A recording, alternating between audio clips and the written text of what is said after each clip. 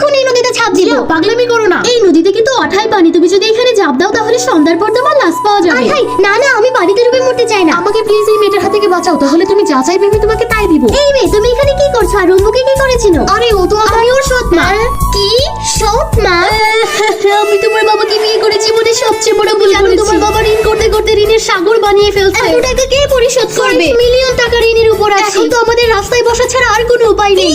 5 million? ওরে বাবা, আমি পালাই। এই মেয়ে দাঁড়াও, তুমি কোথায় যাচ্ছ?